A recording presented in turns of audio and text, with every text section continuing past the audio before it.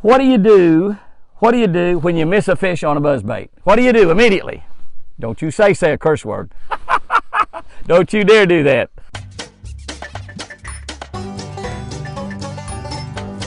Whoa! That's a beauty.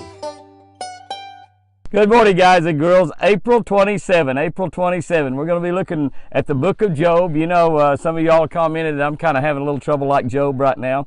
We're having some troubles right now. We're going through some valleys, but nothing like Job went through. Nothing like Job went through. I mean, Job went through a lot. By the way, if you're not subscribed to the Catch of the Day YouTube channel, be sure and subscribe. Hit that little subscribe button there as you're watching this video. It's not a big channel, about 13,000 people. We have about 5,000 folks a day watch this video every morning. We post at 5 o'clock in the morning, Central Time, and got a fishing tip, a scripture, and a devotional for every single day. And it will change your life. It's changed mine. It's changed mine. Okay, we're looking at Job 41:11. No one has ever given God anything that he must pay back. No one's ever given to God anything that God has to pay it back. We spend a lot of money, we invest a lot of time trying to become better fishermen and catch more fish. We all get excited when we hear about a new lure or a technique.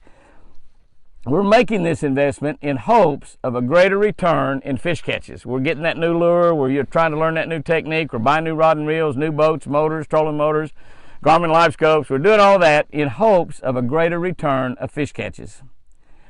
We often play that same game with God. You ever been guilty of that? I've been guilty of that, I have to admit. We mentally expect to get what we want and receive his blessings in abundance. After all, we tithe, we teach, we attend, we witness, we support. Doesn't God owe us something in return? Doesn't God owe us something in return for teaching, attending, tithing, witnessing, supporting? Doesn't God owe us something in return for all of that stuff that we're doing for him? Not at all. Not at all. Everything we have, this is the key right here. Take this to heart.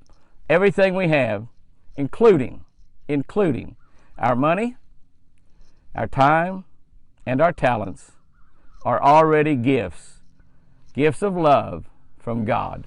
The God that created you and me, the God that hung the moon and stars, the God that holds our very next breath. All of what we have are gifts of love from him. What we choose to give back to him, this is the key, what we choose to give back to him must be gifts of our love to him. Oh, when you give offerings, when you tithe, when you help somebody, when you go about doing Christ-like things in your life, you're doing that to give back to God and show him how much you love him. Show how much you appreciate and thank him for what he's done in your life. Oh my goodness, that's just such an important deal right there. Here's our tip for the day, and it's a good one. Follow up missed buzzbait strikes, not with curse words. We just say cuss words here and there. I'm trying to get too politically correct, I guess. Not with cuss words, but with a slow roll spinnerbait or a tube. That's right, a tube works really well. Sometimes a lot better than a worm. They'll hit a worm, they'll hit a lizard, they'll hit a sinking worm, something like that. But boy, I'm telling you what, you slow roll a spinnerbait by them, or you throw a tube in there on top of them, and they'll grab it just almost every single time. So follow up your missed buzzbait strikes with a slow rolled spinnerbait or a tube. You know, we're down to the time of the year where fish are biting just about everything right now. They're sort of switching over a little bit more to worms than anything else. We still have a lot of fish up shallow, kind of depends on where you live. You know, here we are at the end of April, and we had water temperature back in the 1st of April above 60 degrees. I fished down in Louisiana the end of the last week in March down there crappie fishing on Lake D'Arbonne, and we had one day when it got up, the water temperature got to 75. It was about 63 when we got there. It got to 75 one afternoon.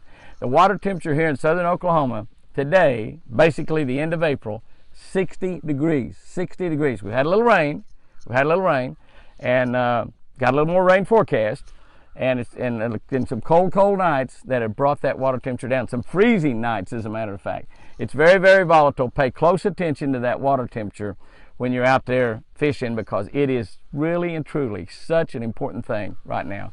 Guys and girls, go out there and have you a great one today. I'm going to catch another fish or two. Just remember, I sure do love you.